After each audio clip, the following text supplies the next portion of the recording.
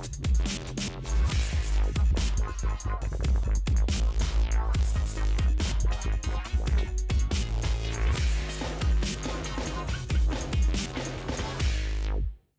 want to start off with a reminder that we are not doctors. Before you make any changes or try something new, always consult with your doctor and medical team first. Chronic illness can vary from patient to patient, so it's always best to consult with your own doctor for what is best for you.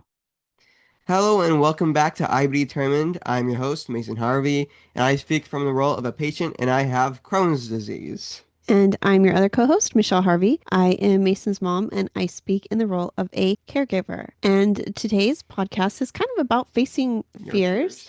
So we're going to introduce you to a guest. A new guest. They're not going to talk much. They're going to leave after the first interview. But so we have a tiny new addition to the family and to our podcast today. And so our first guest is his name. Well, we call him Felix. Uh-huh. And if you're arachnophobe, sorry, but if you can see him, he's right back here. Yep, it's a little jumping spider right there. Yeah. So he might be a little bit hard to see. Yeah. We don't want to put him under the lights. We have some lights up here, so we want to. Yeah, like that. There we go. Scare him. But anyways, it is a regal jumping spider, and he's a male. Yeah. And jumping spiders are actually one of the smartest arachnids. They're not entirely the smartest, but they're one of the smartest. And they have, I forget the exact term, but each cell in their brain can multitask. It's not assigned to one particular thing. They can do multiple things, each cell. And that's how they're so smart with a small brain. And so we have Felix, and they are one of the spiders that you can actually earn trust with and make friendships and bonds. And so we have Felix here, and we call it Felix. Maybe you know if you know the cartoon, Felix the Cat. It's an old school cartoon. But jumping spiders are associated with tiny cats. They're fuzzy and jumpy. And so we just call it Felix. So that is our first little friend we got here today. So if you have arachnophobia and you're able to look at the screen right now, good job. We're proud of you. Yeah. He says hi. He's really cute. If you Google them so you can see what their faces look like up close. Bold jumping spider. A regal. My bad. There's a bold one, which is native to California, and there's the regal, which is native to the East Coast. East Coast, I believe. Is where, yeah. And they have little differences. The males look almost the same, but the regals have, instead of white tip pedipalps, they have black tip pedipalps. Well, look that up because those terms are probably confusing for you. Right. I'm going to put him back, though, so we don't get too stressed out. Okay. So Felix is put back and in his other room. And if you guys have any questions about jumping spiders, Mason is our expert. I can basically answer everything. Not everything. I'm not exactly an expert. Don't hold me accountable for everything I say. Right. But I know he's our expert in the house. Maybe not of everything, but in our house, he is our resident insect, bug, arachnid, all things expert. So yeah, he's been wanting one of those for a while, and we finally got one.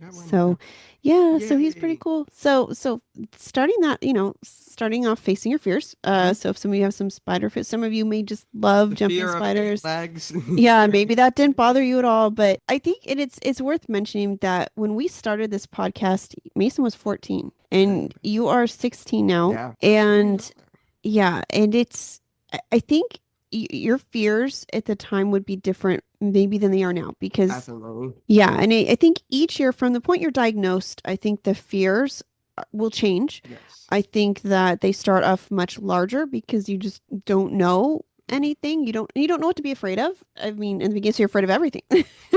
And then you slowly learn afraid of everything. Right. And so we're not experts in this. This is just going to be from how we handle things, and we've helped Mason. So please don't take this as advice that you have to follow. You should follow. That is something you should discuss with your GI, your personal, your doctor, and or therapy. You know, if your therapy is talk about different ways of handling fears. But I think this is just, it's might be nice to hear just a regular, like a patient and a mom, talk about how we've made it to this point. We're almost to 6 years after his diagnosis. That's impressive. How you handle things and make decisions. It's crazy because like 6 years is, a snap in the timeline of history. Mm-hmm. And it doesn't feel like it's been that long, but 6 years, It's a long time.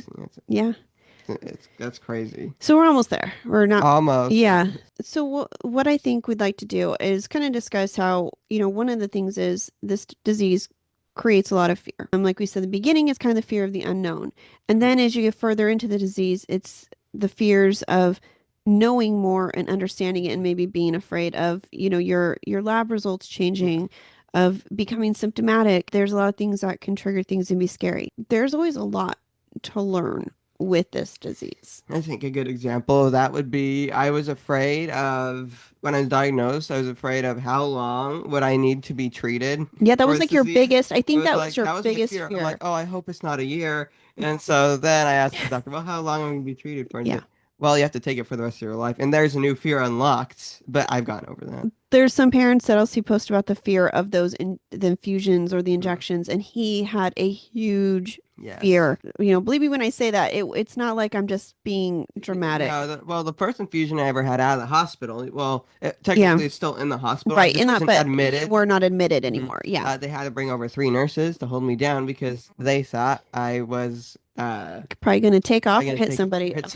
which I was not going to do that. I just no, you were just scared. And air raid siren. And then also there's a lot of decisions as parents. I mean, and if you're an adult with this disease, you're going to have similar thoughts we have, because we're responsible for making decisions for Mason that would affect his life, his health. It was kind of scary making all these decisions and not knowing anything about what we were like. Sure, you want to put him on Remicade? I'd never heard of it. And a quick Google search would scare me really badly. And so there's different coping mechanisms, different ways that we handle these things. One of the big ones is choosing the right doctor. Definitely. I think for you, right? That's because there's a lot of good doctors at Rady's. They're all good. Mm-hmm. There's a lot we like. Different styles of doctor that will make you feel more comfortable. Right. Like other doctors, they're all comforting, they're all caring about you. Mm-hmm. But Dr. Bauman, which is my doctor, got on her knees because I started crying when she told me that. So Mason was seated in the hospital, like one of the beds. So she got down on his level. Yeah. Like literally, and because it was when I asked her, well, how long will I have to be on these biologics? And she's like, well, for the rest of your life. And so I started crying, and so she got level with me, and she was talking, so she really was trying to comfort and, care. Right. While also being assertive and saying like, this, unfortunately, this is the way it is. But she did it in a manner where she also comforted him and helped him understand, because I think the more you understand, you can make better decisions. That's a huge part of it. And so choosing a person, like choosing the right doctor that is number one qualified. So Dr. Bauman's an IBD specialist. Yes, and you're in good hands. Right. And not all gastroenterologists or GIs are IBD specialists. So that's number one. She was that specialist that we really needed. But really beyond that is choosing someone you can trust, you can talk to, who listens to you and makes you feel heard and seen as a patient. And will fight for you too with insurance. Is aggressive. Yes. Yeah, and you would never guess, because Dr. Bauman, she is so sweet, she's so funny, she's full of energy, and you would not guess that she is a fighter. Like she is not, like, if she feels something is not in Mason's best interest, she's not going to be like, well, this is going to take time away from my my life, my schedule, it's going to cause me a headache, I'm gonna have to do all this. She doesn't look at it like that. She looks at it as, what is best for Mason, I'm going to do it. And the picture when insurance is like, we're going to take him off of this because it's costing us money. I just picture her going, this is Crohn's disease. Yeah, she's going all crazy over there. Yeah, Sparta, she fights, and we're very thankful for that. Good trait. I think that makes a big difference in our journey and helping with fear and, making these Having decisions. comfort knowing someone else is there to help protect. Mm-hmm. And because, I mean, basically what this is about is Mason and I are having a conversation. This is kind of where this podcast came about, is making decisions based on fact, not out of fear. Mhm. And I think in this disease, fear can propel you to make decisions that may not be in your best interest. And so that's why it's very important to figure out what your fear is. Have a doctor that'll listen to what that fear is and help talk you through it. Yeah. Instead, you can make a good decision that maybe is a little scary, But but it's gonna help. it will help. It's important to educate yourself. You can do this by, number one, talking to your doctor. Mhm. Ask them questions. Do not be afraid to ask questions. But a really good thing is being educated helps you ask better questions too. Yeah. So Educate yourself. yes, you need to know kind of what to ask, because sometimes I think it's like we'd say, well, ask your doctor, and you're like, I don't know much about I don't this know what disease. to Can you ask tell my me, Doc? doctor. Right. Where do we start? So, number one, listening to our podcast. If you're doing that, you're already doing one of the Being things. educated. You're starting to educate yourself in a different manner. Do a lot of reading. You can join groups online, but with caution, because you have to remember there are multiple personalities Yes. in these online groups with multiple experiences. Now, So there's a good website where you can learn about it. It's called the Crohn's and Colitis Foundation. yes, Don't use Wikipedia. No. Well, right. Crohn's and Colitis Foundation is an yes, excellent it is. resource. We highly recommend it. We use it a lot in our podcast, and they are Very very good reliable. They very invested in the future health of IBD patients.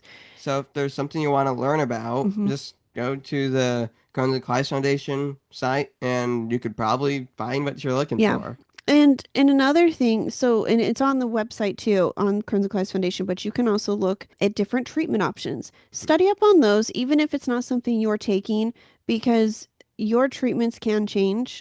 And so it's good to know, maybe if a doctor approaches you and they say this isn't the same class of a drug, so you're like, what? Biologics? Like, it can be very confusing. It So is. study those treatment options beforehand. Right now, Just get yourself versed. Mm-hmm. And right now, I'm reading a book on the immune system, which I'm going to do a Yeah, good book. podcast about because it's so good. And that's another way that I have really learned, like, wow, okay, people wonder why there's not a cure yet. Study the immune system, and you're going to understand where these challenges and why treatments are so important to helping understand potentially reaching that cure. It's amazing. So, The best scenario would be to like have a way to retrain not a cell, but what teaches the cells to Mhm. retrain that into teaching the cells the right thing to attack. right. Obviously, that's kind of I wouldn't say impossible because things have been achieved that I thought Right. was impossible, but it seems near impossible, almost very Or hard. maybe to do. the centers that are training some Mhm. of these immune cells might need, maybe they're not being trained correctly from that's a really cool discussion. We'll be is. doing that. And so kind of like where this also came from, where we're at right now, I think Mason's always comfortable sharing with this disease. So two different situations we're in right now where we can be facing fear. And the number one is they want to insurance and the pharmacy want to take Mason off and what is working for him and put him onto a biosimilar. We have Yay. done whole podcasts on biosimilars. Some of you out there think it's generic. It is not. This is where you need to educate yourself. And it's not to say to be afraid of biosimilars, No. but you do need to understand they are not the same. Yeah, it's obviously this is very far gone. This is not at all like close. But a way to think of it is like, can I drink some water? Oh, we don't have water. Have some apple juice. It's both a liquid, It will both help you Hydrate. help hydrate you, But it's not the same thing. I mean, we know that that's a little different. Yeah, it's but, very different. But it is still similar because there's the same, like an active Mhm. ingredient, but with a biologic, they are live cells. And so you can't replicate Cannot replicate exactly. that. And notice it's called biosimilar, Right. not bioexact. And biosimilars, like I could go on and on, but they are not always tested on Crohn's disease. They are tested on things like psoriasis. And if they have the same active ingredient as Stelara, they'll give a permission to treat Crohn's when they never even did this in Tested. clinical trials. So it's very So it is just important to understand not to be afraid of them. Again, this is what we're talking about, getting over fears. The more you know and educate yourself on these things, you can make better decisions. Now, his doctor does not want him on a biosimilar because she does not want to rock the boat. yeah. Say don't fix something. Don't fix something if it's not broken. You Right. know. And that's kind of where you feel like, this is not a decision by the insurance company being made to better Mason's health. It's to better their pockets, because it's a money thing. So his doctor, if it has to happen and we go to a biosimilar, then we take that risk. But we're going to fight the risk. And just, and sometimes some people do better on biosimilars than they did on the original. Yeah. So, It's and just some people don't. Yeah, it's So just if something is working, You- why Right. mess with it? Also, because biologics, your body can build up immunities to them if you don't take them for a certain amount of time. Mhm. And so the scary thing is, say the biosimilar doesn't work. Insurance is like, oh, cool, it doesn't work. Now you can go back to the other one. At least we tried. Right. We But saved they'll some put you money. to another Yeah, or they'll put you biosimilar. onto another one. But the thing is, if you go back to the one that was already working for you, Sometimes you can't. you could build up antibodies by then, and it won't work for you because antibodies Right. you built up an immunity. All because insurance wanted to put you on something else to give it a try, Right. Some people can take biologics for their entire lives. Right. Some people have to switch every 10 years. Some become less effective. Some become less effective. You should use what works for you while you have the opportunity to. Right. You don't need to start switching all around. Because remember, there's not infinite types of a certain type of biologic. Remember, Remicade won't work for me, so Mhm. only a Stelara type, say, will. And so there's only limited amounts of those. So I can't switch to another one and think, oh, this will work. No, there's only a few that will possibly work. In this example, there is the fear that Mason could be switched. What we've done to help alleviate this is learn how to fight this. So Yes. we will fight it. We have learned about the biosimilars, and there is a certain amount of, okay, at a certain point, if it has to happen, It has to happen. it has to happen. We don't have options. We Mhm. don't have money to buy Stelara outright every 4 weeks. We just don't have that. You can either just be super upset and be too scared to fight, or you put up a fight and you do what you can, and then you just have to accept the outcome and with the guidance of your doctor. So that's kind of one thing. And the other thing that I think is actually a little higher on the fear levels is Mason's calprotectin tests. And so really calprotectin deserves a whole episode in itself on what that is, and we should be doing that. He did, they do his calprotectin to kind of monitor, and it was a little higher back in, I think it was like September. So they reran one again. We did one in, I believe it was December we did it, and it came back twice as high. And it's very strange because Mason is doing phenomenal. There is 0 symptoms right now, which is very weird. the goal. Like, all of you want is to be able to be, normal. That's the main goal, So he's like, I'm feeling great. And so why is it? we're thinking, was this a false elevation? Was there something? Mason was sick and around Thanksgiving and the holidays, and maybe that was something.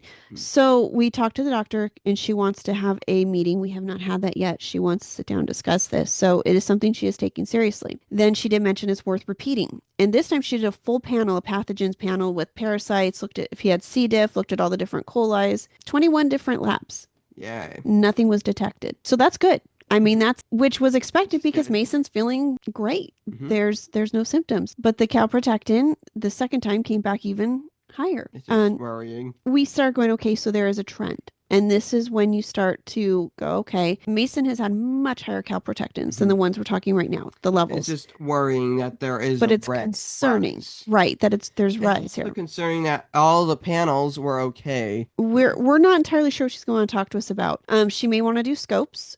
to look and see if everything looks good. And she may want to just confirm that. She may want to switch up, like Mason was mentioning, biologics. So we're not sure until we meet with her. Instead of just, we want to make sure we make a decision when we do meet with her. We're not making a decision out of fear. And so we're trying to educate ourselves Logically now. thinking. Right. And logically saying, okay, the facts are the facts. Does anybody like getting scopes? No.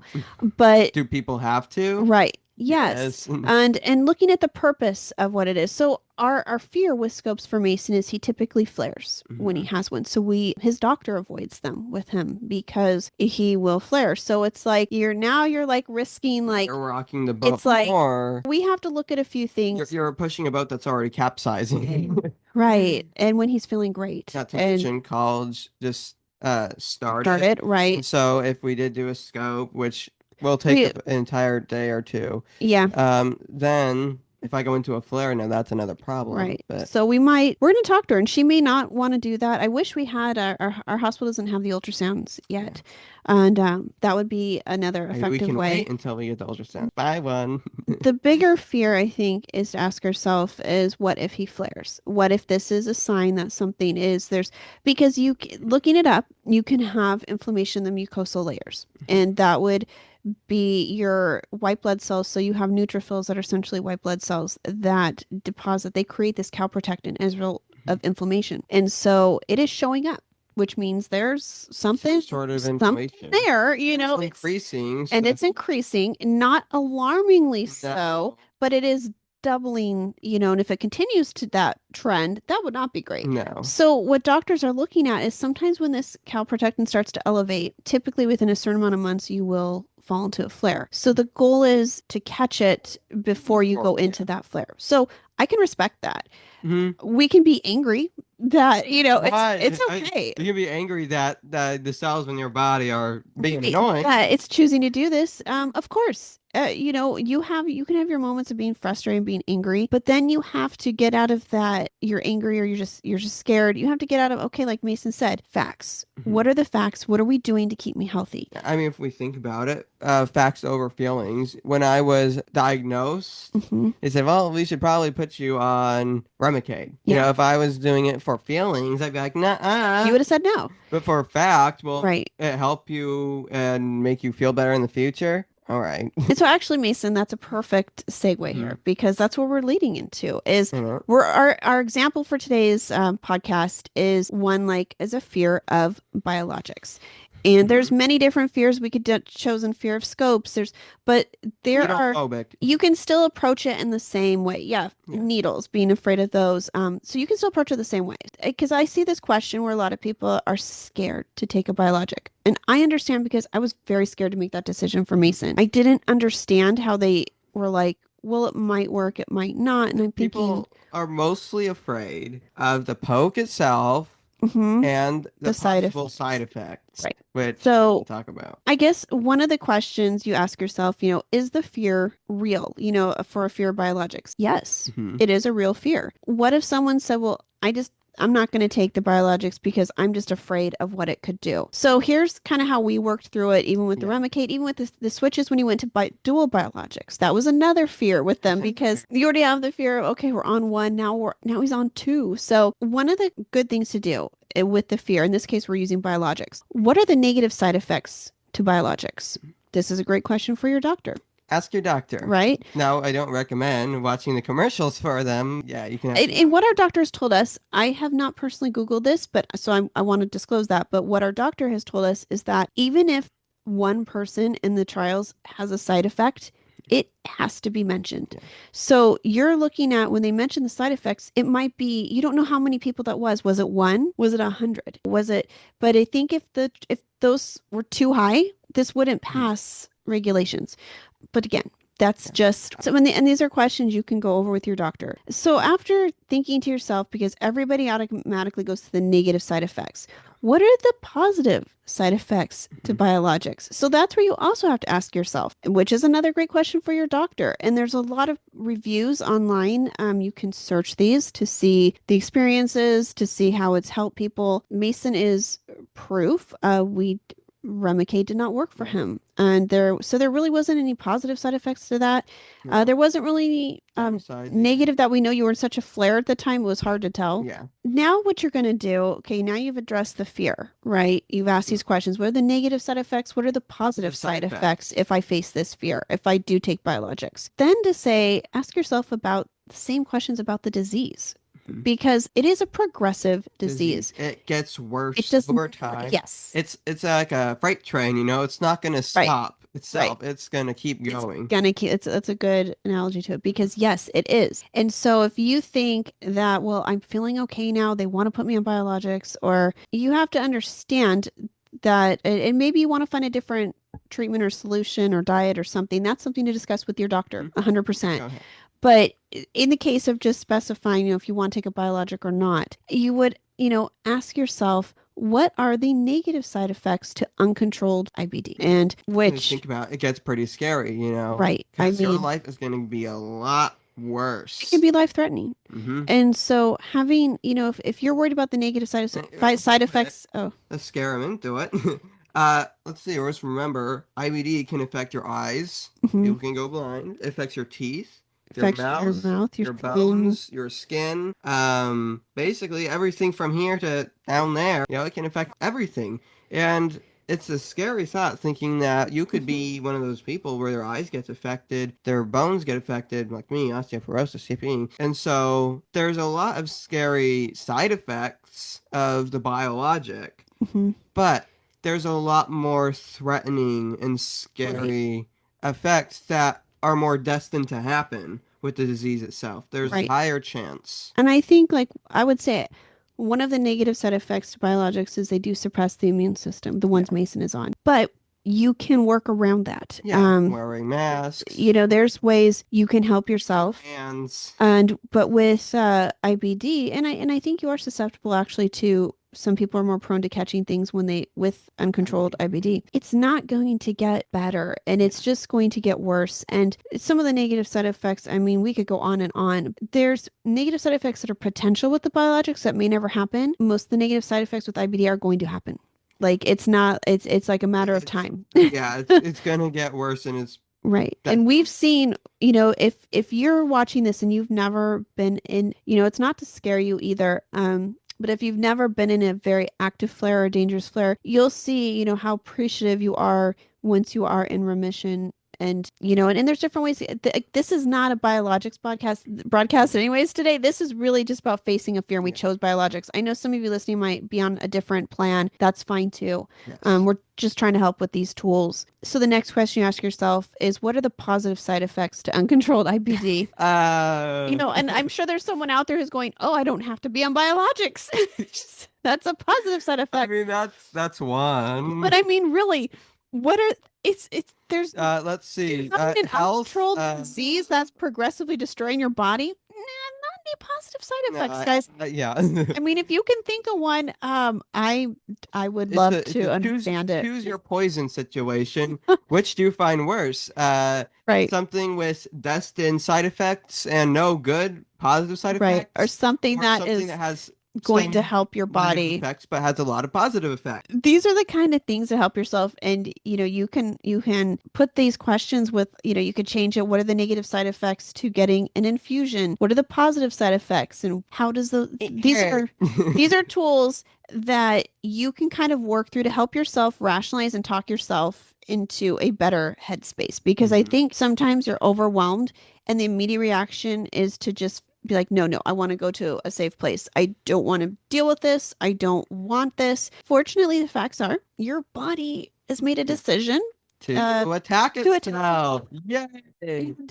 And there's tools out there that are meant to help you, not hurt you. And I get that a lot of people are frustrated because they feel like pharma is making so much money off this. But I also encourage you to study pharma and study biologic companies, bioscience companies, and see why the amount of money is there. And it's not exactly like the government is researching Crohn's disease and providing solutions. So there's a lot of perceptions And there's a lot of reasons people are afraid of biologics or mad about biologics. And insurance is no help because No. insurance is probably also going to be like, yeah, you don't need it. Nah, you're good. Trust me, you're Yeah, healthier without we're going it. to deny it. And so you're going to be like, I have to now fight for this and spend like my work days I taking have off to work to fight fight. insurance to get poked. Right. And so then you probably start to go, well, if insurance is saying this is not a great idea. So that's why it's important. It's scary that insurance can override a doctor's orders when It is. doctors are worried about your health and insurance is worried about the moolah, the bank. And especially when your doctor is saying this is going to hurt my patient. And insurance is like, oh, No. we still don't, Well, yeah, we still are okay with this decision because, and so, I mean, and there's an understanding, again, Mason's taking an argumentation course. So we can look at, insurance. and Yeah, be like, it's oh, yes, they expensive. are paying quite a lot. They're paying a car for just one of these biologics. And keep in mind, multiple people are getting these biologics, not Right. just me. So it makes sense. Obviously, they are gonna have to fight, but when it comes to somebody's health, You shouldn't. you shouldn't be able to If a override doctor says doctor. they need this specific treatment, that is what they get. That's how it should I be. feel like specialization. Who is specialized in what? If we're talking about somebody's health, Mhm. we should go with the doctor because they're specialized in your health. Right. Now, if we're talking about You're not should I gonna- buy this or Right. should I spend my money on this? Does a doctor care about the money you have? No. Does insurance? Yes. So insurance is probably gonna help you with your money. Now, when it comes to your health, listen to the doctor. It should be more like that where it specializes in who has more power, not always Right. this has power just because. And unfortunately, the person who has the money usually holds the power. Yeah. And there's a lot of ways you can handle fear, but this is kind of how we always do things. We really try to sit down and say, okay, I'm mad, I'm upset, I am afraid. That's not going to help me in making decisions if it's just like I'm freaked out and the doctor's going to suggest this and I don't no I don't want him doing that. I'm going to say no. But overhype your mind, you're not going to think straight. Right. But it's like sometimes when you realize like I'm so thankful that the doctor convinced us to do dual biologics. Yeah. And at the time I remember really kind of wanting to argue about it with her because I was like there's not enough studies showing that this is safe for my child. And then it's like you start to have to realize, well, look at what he is feeling like. Look at what is happening to his body. And it is more important to get that under control. And so it's a way of looking at things and asking yourself these important questions like we just said. You ask yourself, about those positive side effects, those negative side effects, and just continue to educate yourself and make sure you have a doctor that communicates with you. And you're always welcome to reach out to us too if we can remember guide you. Scientists, we're not doctors. No. You should still contact your doctor. Yes, but if you feel like you just need to talk to somebody because you're frustrated, maybe your therapist, but you're always welcome to reach out to us if we can guide you in any direction, to help you out. We're more than happy to help guide you. Like Mason was saying earlier, IBD doesn't have feelings. No, it Facts doesn't care. don't have feelings. No. These things don't care. And so that doesn't mean you can't have those feelings, but it also means you need to just stand up. And now I will give you, if you are afraid of the shot itself, the injection itself, not the side effects, more the pain that comes with getting that's poked another itself. What I recommend, and it's not, I'm gonna have a harder time recommending what you do for injections because I'm so used to them now. I don't mind them. Now infusions, what I recommend you do, because I still get worried about them, and I do this every time I'm there. I think once it's in, I think to myself, in 4 hours, at the end of the day, I'll be back home. I'll be eating dinner at home. I'll be sleeping in my bed. I'll be comfortable. I'll be back at home. And just after 4 hours or just after 3 hours or however long it is, just focus on thinking what's happening after it. Because if you keep dwelling on the pain or whatever's going on right now, it's just going to make it worse. When you focus on something, it makes it worse. Right. So focus on reward yourself. In blank amount of time, I'm going to be listening to my favorite music. I'm going to be watching my favorite movie. I'm going to be at home. I'm going to be eating my favorite meal. Whatever makes you happy, just think of that after. Just think of the future. What are you looking forward to when you get back? Kind of part of the education process, listening to people with experience, listening to someone like Mason who was 11 years old and facing a lot of fears that he had and how he's worked through them. And you will get to the other side, but this disease is always going to present some kind of a fear. But I think that's normal with life. I mean, it's not just with you don't have to have IBD to have fears and to have things come up in life that are difficult. So it is all in how you approach it. And yeah, we're all going to be afraid, but it's important to take yourself into a place of educated awareness. So you're making those decisions based on that and that logic, then on fear. And then beyond that, it's going to be, working through some of the fear, like Mason said. It's easier said than done. Mhm. Feelings are very strong.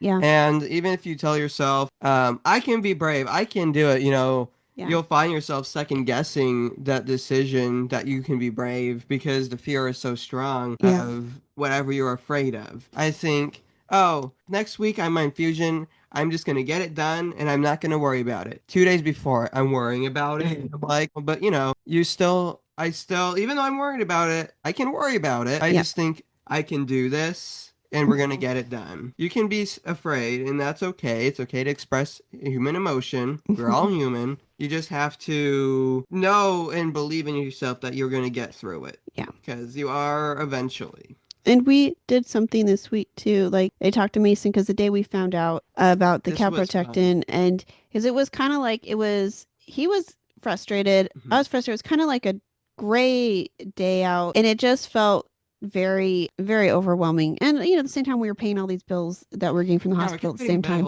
And so it was like you feel like this, and then you hear from your insurance company says, "Hey, you're gonna have to fight for this now." This was all within the same 24 hours.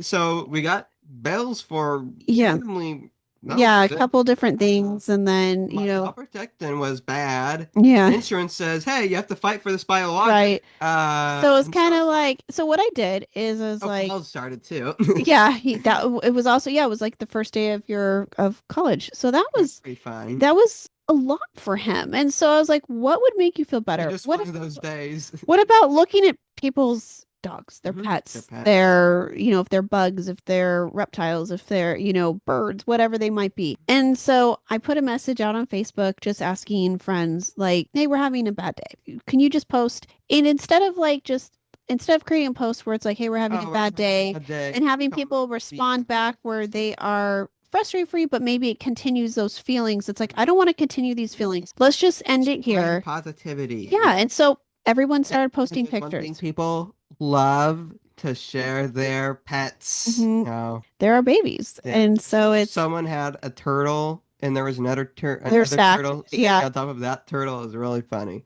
There was so many cute pictures. And birds, cute cats, cute dogs. So he kept scrolling through. No jumping spiders. No, but that's okay. That's ours. Yeah, and I think there's some more even posted last night. We're gonna still. That they're still posting, and so it was very fun. Yeah, it's kind of a fun exercise too, is to kind of vent so people know, hey, this is where my headspace is right now. To focus on. Hey, positive. Post pictures of your most recent vacations. Post pictures of, your favorite what makes project. You happy? Post a picture of a cool rock in your backyard. Yeah, a geologist. It could be anything. It's just something. Architecture. Show me pictures of cool architectural because too. It also makes it feel like support. And so not only is it the picture that's distracting and like, this is cool, it's also a way of seeing, hey, my friend cared. And they took the time. Picture right. And so it's a cool feeling. So it's like a way to show support and a way to enjoy their pets and their lives and see what's going on and see the things going on in their lives too. So that's another thing to do. So anyways, that's going to be it for today's episode. Yeah. And I think it's something important to talk about. Yeah. And you're going through some stuff right now. So I think it's perfect timing to remind ourselves too. Yeah. And and so you guys can follow us on Instagram if you'd like at Team IB Determined. And you are cute spider pictures. Yes, I know. I actually need to post some. I don't think I've updated. I haven't made the announcement yet on social media, so it's not real yet. And Goldie, there's another one you haven't seen, but that one's way too tiny. I know. Goldie's so tiny you wouldn't be able to see it. So Goldie's our other jumping spider, but she wild to California. Super tiny. It's a native. Tiny. Yeah. And so we do have another jumping spider. But so anyways, you can also the Reggie Project. project. Give that we're working on our Karma 2 clip still. That's still there, but we have our other big project we're still working on. Yeah. So got a lot of things going on, guys. We are working lot. behind the scenes always. This is so important to us. So and I also try and let Mason focus. College. Right? Focus when you have all this. Right. So we kind of when the semester starts, it's kind of like everything kind of slows down a little bit because he is the priority. His health and his school are the Sometimes doesn't slow down apparently, but no, it's made a decision like just right speak now. up. Timing is phenomenal. Timing is phenomenal. So Too small. yeah. But so anyways, you can listen to us on any podcast station like iHeartRadio, Amazon Music, Apple Podcasts, Spotify, and take a look at our link where you can find all the podcast options. Oh. And if you want to, watch us, actually, yeah, because if you're listening to podcasts, you'll be very confused by you're like, what is the jumping spider? I know. If you want to see Felix, And you he should. has these beautiful luminescent green. They didn't get to see him, but I'm sure if you look up a picture, regal jumping spider, and then put it male, you'll find the beautiful pictures of their cute little faces. Yeah. Look him up. Yeah, but if you want to see him in person as I was presenting him, you should go to YouTube. Yep. There's also YouTube podcasts, but if you're on YouTube, I kind of think you're there to watch videos. Yeah. Hang out with us. You can watch us. Oh, and also please comment if you found anything interesting in this episode. If you relate to any of these feelings of fear and facts. If you want to know ways how you can be more brave to get through stuff. Or if you had any pet bugs when you were growing up, or if you had any pets. Yeah, you can share that too in the comments. Caught a bug recently. Tell us about it. We would love to hear some positive, uplifting, just fun stuff. It could be anything. Whatever you want to share, we could use it too right now.